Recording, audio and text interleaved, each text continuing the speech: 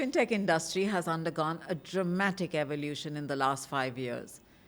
Little more in the last 10 years, though, driven by rapid innovation and shifting market demands.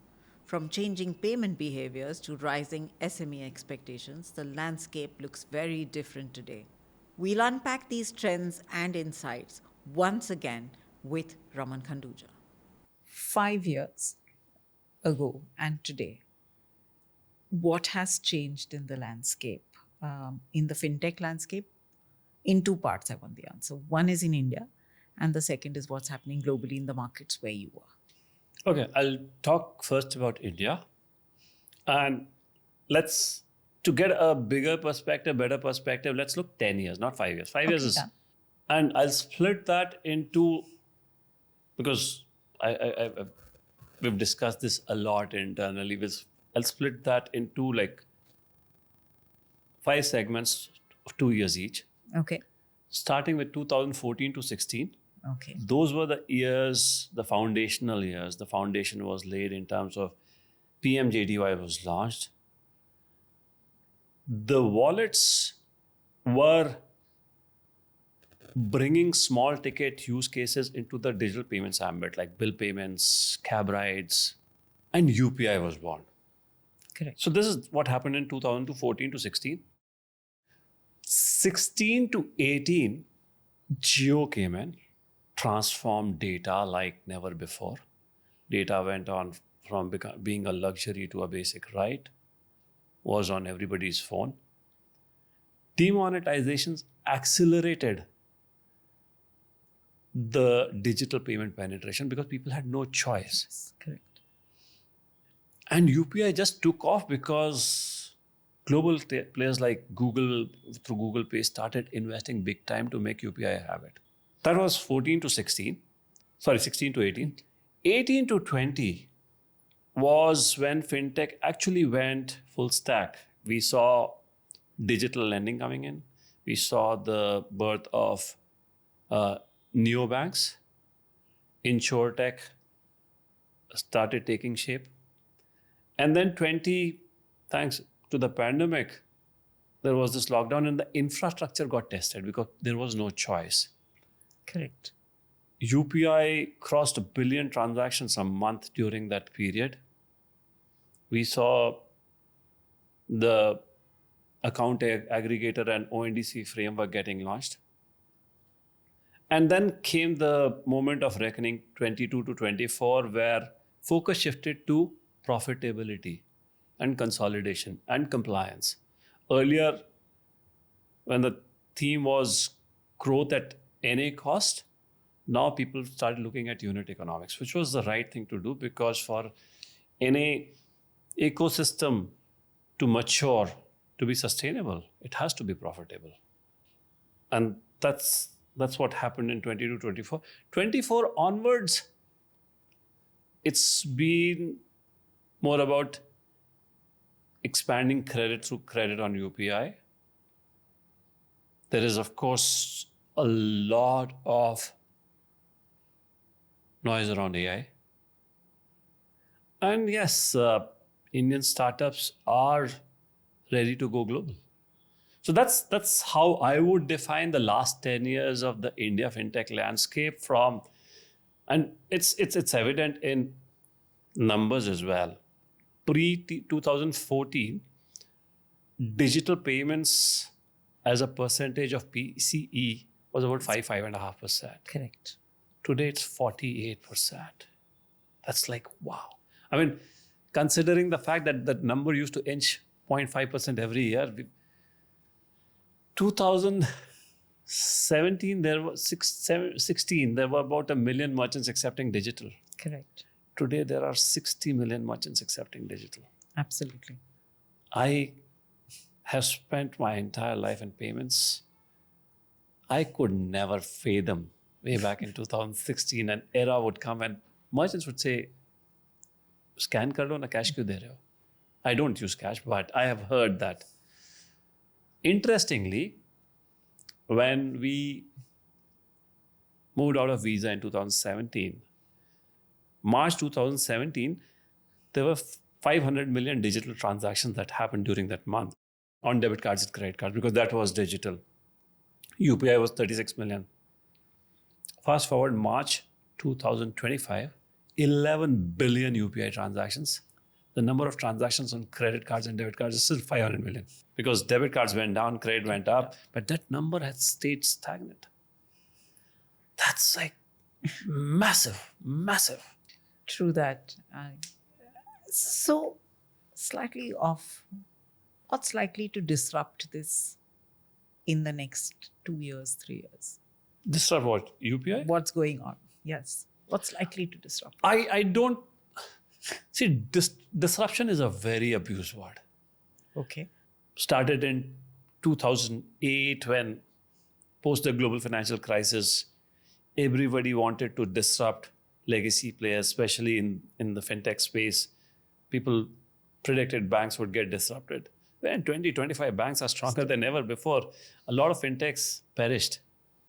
So I won't say disruption, but things would evolve. My sense is with what's happening with AI, a lot of things will change. The way today, like in our space, merchants are onboarded. It's a phygital model, but there's a big element of physical. Somebody has to go because SMEs are pampered. Now you can get the AI to reach out at the time when the SME is comfortable. If they have a problem, today they're calling the bank or their provider. All those things will get resolved with AI. So AI will ease a lot of the friction. There is still a lot of friction that exists. That will get resolved thanks to what's happening on the AI side. I don't think disruption is the right word to use. We will continue the penetration of digital payment. Digital payments will continue to grow. There's still a lot of cash. And personal consumption expenditure also, 52% is still cash, 52, 55%. You look at mature economies, their digital penetration is upwards of 65, 66%. So AI making it easier, I totally get. The flip side is AI is going to make digital payments tougher because there's going to be all kinds of fake, right? I can do identity, I can do voice, I can do face, I can do sign, I can do everything. Is that likely to also impact digital payments? Because the positive side of AI, everyone's speaking of. Nobody's speaking about this side of AI, where today I can do just about anything. So you're right. That scare is there, but I think the tailwinds are so strong because at the same time, fraudsters are always 2 steps ahead, but then the ecosystem catches up. So there will be interim pain points, challenges, but the ecosystem also evolves at the same pace. Otherwise, the world would have crashed long back. So, okay. So moving out of AI, I know everybody loves that conversation. Sorry. What trends are really defining the preferences of your merchants today, the SME merchants today?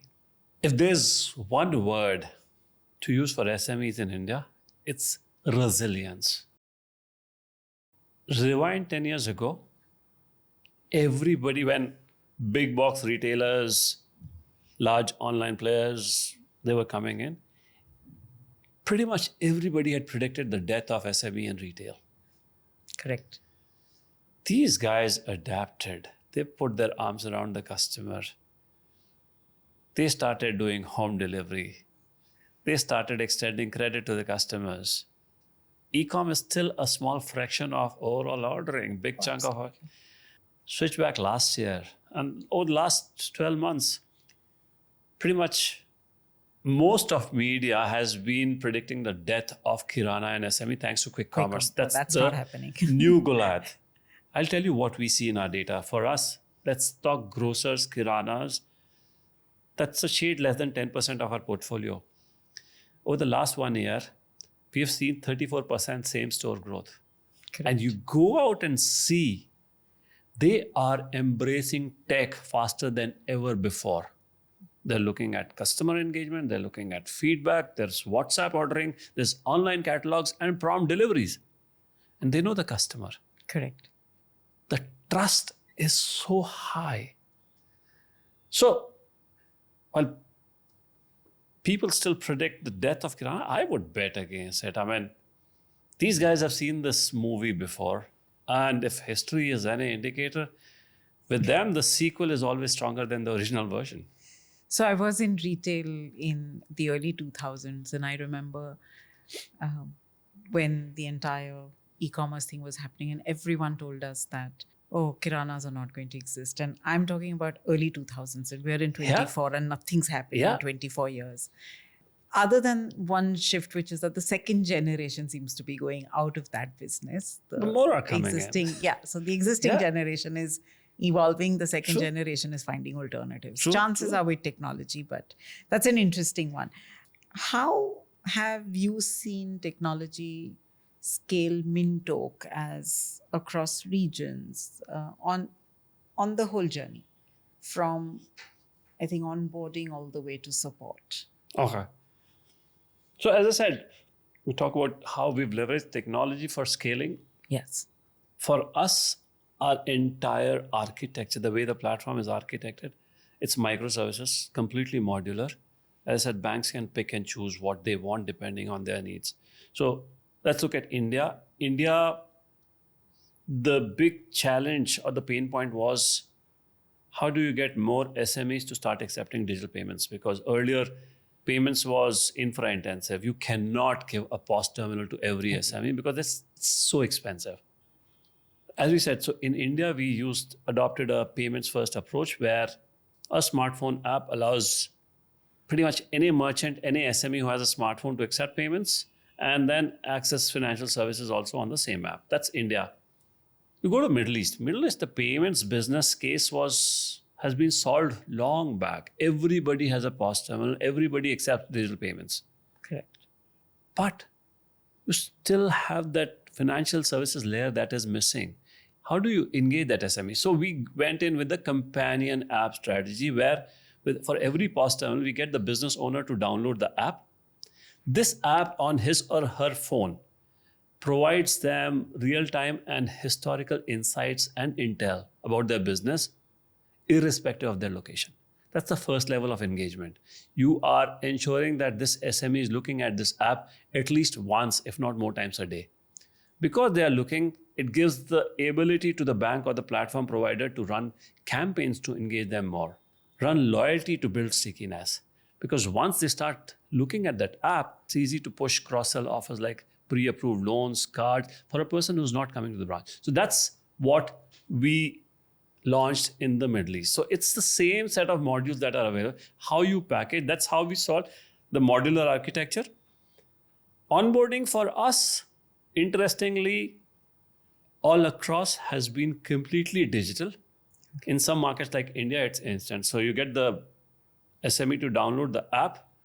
They don't have to input any data. They just upload their documents, ID proof, address proof. We have APIs that extract data from those documents. We populate the form. In markets like India, we authenticate with regulatory databases like RTO, NSDL to validate those documents. Then we do a liveness check. We get them to switch on the video, do geotagging, and the app is live.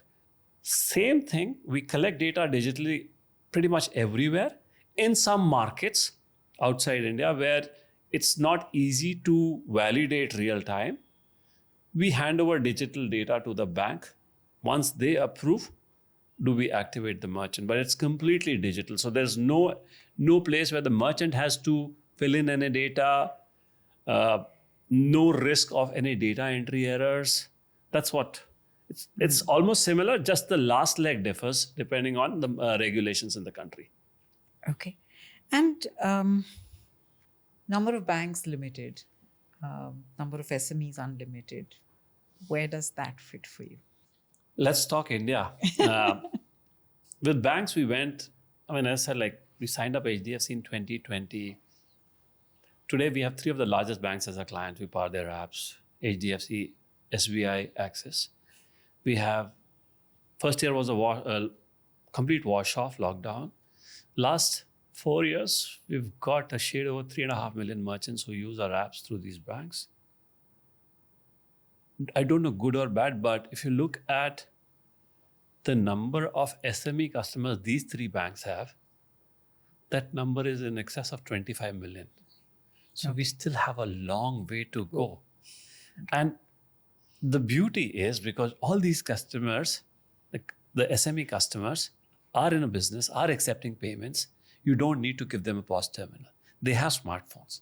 It's just about converting them. So the runway is massive. And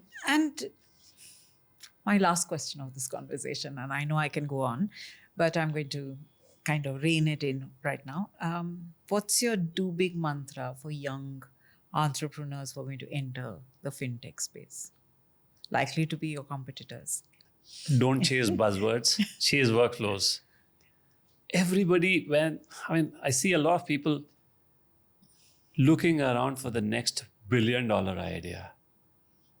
And sometimes the real gold lies in some badly formatted Excel sheets or friction point that you see in customers or merchants.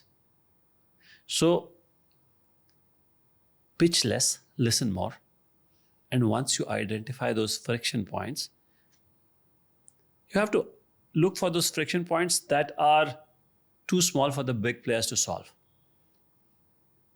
Once you identify that, build like a coder, sell like a storyteller, and have the resilience of a cockroach. I love that. That's.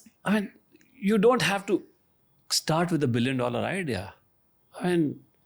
Newton was born 400 years ago. If you wait for a Newton type of an idea, that ain't coming. But there is so much of opportunity. You have to be obsessed about what you saw and then be perseverant. On that wonderful advice of digging in like a cockroach, thank you very much. It was an absolute pleasure having you on the Do Big podcast, an absolute pleasure having this conversation. No, thank you so much. Thank you for having me here. I just love the conversation. Thank you so much. Thank you.